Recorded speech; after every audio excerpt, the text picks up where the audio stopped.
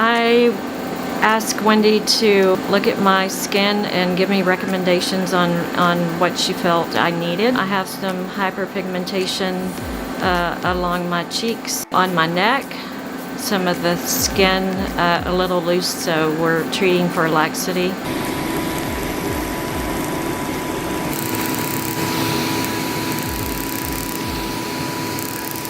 For Marilyn, we're going to need to make sure that she's treating her skin with either a hydroquinone or one of our Skin Medica or SkinCeuticals natural skin brighteners. They're the ones that I tend to use, and I usually have my patients rotate 3 months on a hydroquinone and then 3 months, 2 or 3 months with the other product, and you rotate back and forth. Once you have pigmentation, you're basically always going to need to be treating it with some type of skin brightener product.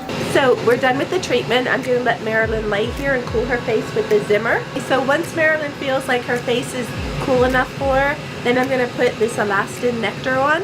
This is just going to help her skin heal afterwards. I'll sit and go over her post-op care with her, which there's a whole kit that we have that you use afterwards. It has your cleanser, your nectar, a moisturizer, a sunscreen, and the balm that you'll need to use. The burning usually lasts 2 to 4 hours after the treatment, but the washcloth with the cool water will help it maybe not burn as much for so long.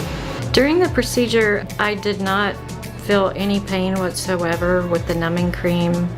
Obviously that numbed up the face really well. After the procedure, of course, you're going to have some burning. I did apply ice that afternoon. I had it done that morning, by 3 o'clock that afternoon.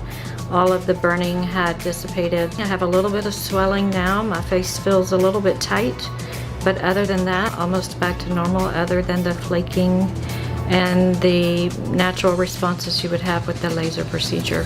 So this is a photo that we took of Marilyn prior to her halo treatment using the Reveal Imager. Then we're going to come over here and we're going to look at her brown spots. So with the dark spots here, the darker ones, I know that those are more superficial, so that helps me pick my settings when I'm doing her treatment. If they weren't as dark like this, then I know her pigment is deeper, so I'd have to change my settings around.